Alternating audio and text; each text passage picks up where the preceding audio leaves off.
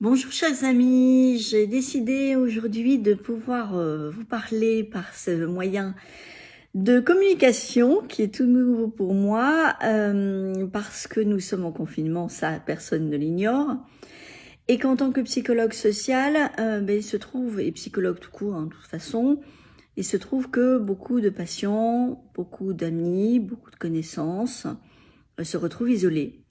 Que ce soit seul ou en famille, ce confinement doit nous amener à pouvoir gérer cette situation sociale, relationnelle, et qui nécessite de trouver quelques petites astuces pour mieux gérer ça, et surtout, vu les circonstances, savoir tenir sur la longueur. Alors, pour agrémenter un peu mon propos, je ne suis pas partie toute seule dans mon aventure, il y a mes connaissances en psychologie sociale. Il y a aussi un livre que je vous recommande, qui est de Marie-France Sirigoyenne, Les Nouvelles Solitudes, le paradoxe de la communication moderne, qu'elle avait édité en, je crois, en 2017, si mes souvenirs sont bons. Je vais vous confirmer ça dans la petite seconde quand ma page arrière se sera résolu. Il a été publié en 2013, vous voyez, bon, comme quoi j'étais un petit peu pessimiste sur, voilà, sur le temps d'édition.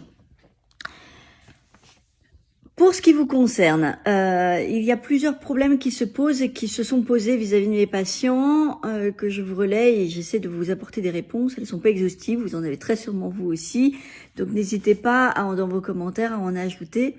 Je voulais quand même d'abord, puisque c'est un tronc commun, que on soit seul ou pas, il y a la gestion du travail, alors au-delà de toutes les charges administratives, de logiciels, etc. Il y a la préoccupation de savoir comment s'organiser, savoir comment se motiver aussi, comment réussir à travailler correctement. Vous avez très probablement ressenti, comme d'autres, moi je l'ai ressenti, certaines personnes de mon entourage l'ont également ressenti, cette sensation de les premiers jours hier de se dire mais mince, je fais quoi, je gère comment, je suis pas en vacances, je suis pas malade et puis il faut quand même que je travaille, mais d'habitude je me déplace pour aller travailler. Donc on peut avoir la tentation de pas se laver, de rester en pyjama, alors que ça c'est justement une erreur. Je me souviens d'une personne qui était en télétravail, qui commençait son télétravail, et qui au bout de quelques années m'a dit voilà, il a fallu que je mette en place une discipline personnelle, c'est-à-dire se lever à heure fixe, se fixer une heure de réveil. Alors, je parle surtout pour ceux qui n'ont pas d'enfants et qui sont éventuellement seuls, parce que dans ces cas-là, on pourrait être tenté de dire tiens, je vais faire grasse matinée. C'est pas une bonne astuce. Vraiment, fixez-vous une heure de réveil, puis une heure de début de travail, ce qui va vous obliger à vous préparer le matin, vous laver, vous habiller, et donc être prêt comme si vous sortiez. Alors vous allez dire oui, je vois pas trop l'intérêt de m'habiller, de me préparer alors que je sors pas de chez moi. Et bien justement, pour se sentir actif, pour se sentir présent, pour se sentir bien dans soi, dans son corps. Donc ça, c'est une petite suggestion que je vous invite à avoir. Oui, j'ai mes petites notes, j'ai pas tout dans la tête. Aussi, pensez vraiment à vous faire un programme, à vous donner un rythme journalier, un programme de la semaine pour le travail et la charge à faire, mais qui alterne travail et loisirs, et un rythme également programmé de ce que vous envisagez, vous prévoyez d'atteindre comme objectif de travail à faire pour la semaine. Je sais que c'est pas évident, je sais que pour les indépendants, vous êtes seuls. Ceux qui ont des managers qui travaillent en équipe, c'est un peu plus facile de travailler en objectif. Essayez quand même de vous calibrer des objectifs. Surtout qu'il va falloir penser à l'après-confinement, parce que là, à ce moment-là, il va falloir qu'on gère cette augmentation, ce flux énorme de travail qu'on aura. Et qui sera tant mieux, mais en même temps, il faudra le gérer et physiquement, émotionnellement, tutti quanti. Je voulais faire une distinction entre ceux qui vivent seuls, vraiment seuls, et ceux qui vivent en famille ou en couple.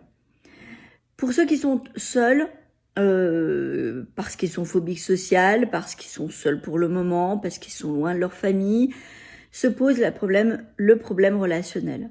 Je disais ce matin à quelqu'un, nos personnes âgées ou même d'autres, simplement parler à la caissière ou au caissier le matin, à la boulangère le matin, c'était leur communication de la journée.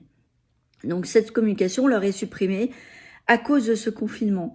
Donc surtout, j'invite ceux qui connaissent des gens qui sont seuls à les appeler. Il suffit d'1 à 3 appels par jour pour qu'on puisse leur donner un rythme, les désisoler, leur permettre de tenir bon. Donc, pensez-y. Ça, c'est une première chose. Quand on est seul, on s'oblige quand même à se préparer, à se lever, à s'habiller, comme je le disais tout à l'heure. On se donne un rythme. On essaie d'appeler au moins une personne par jour pour être en contact. Les animaux, ça fait des gros câlins, c'est chouette. Ça, je suis bien placée pour savoir. Mais on a besoin de parler à quelqu'un, d'avoir une voix qui nous parle, une voix qui nous répond, et c'est important, donc pensez-y. Pour ceux qui sont en famille ou en couple, veillez bien à alterner des moments ensemble et des moments seuls. C'est important de savoir, et même étonnamment dans le confinement de dire ça, mais il faut que vous osiez vous isoler de votre collectif dans l'isolement. Ça veut dire quoi concrètement? Ça veut dire que si l'appartement est petit, que chacun est sur son ordi, on est tous dans la même pièce, ça fait le huis clos, Jean-Paul Sartre n'est pas loin, et au moment où on peut en avoir marre des autres, qu'on a envie de se taper dessus, parce que le gamin de 8 ans, il nous tape sur le système, ou que les jeux, les bruits des jeux, que les problématiques des devoirs, l'informatique qui bug, ça puisse être compliqué, il faut trouver une solution. Donc essayez. Alors, toutes les pièces sont possibles. Quand je dis toutes, il y a les toilettes. Je sais que ça paraît bizarre, mais il y a ça, il y a la salle de bain. Toutes les pièces sont possibles. Mais essayez autant que faire se peut d'avoir un moment de tranquillité personnelle. Si vous avez la chance d'avoir un balcon ou par les fenêtres, d'ouvrir les fenêtres, de regarder un petit peu dehors, pour prendre l'air, pour respirer, pour s'éloigner un petit peu de tous ceux qui nous entourent. Ayez bien à l'esprit que en ce moment là c'est facile, ce sont nos premiers jours, c'est la semaine prochaine qui va être compliquée, donc il faut absolument que nous l'anticipions ça. Et c'est maintenant que ça se prépare.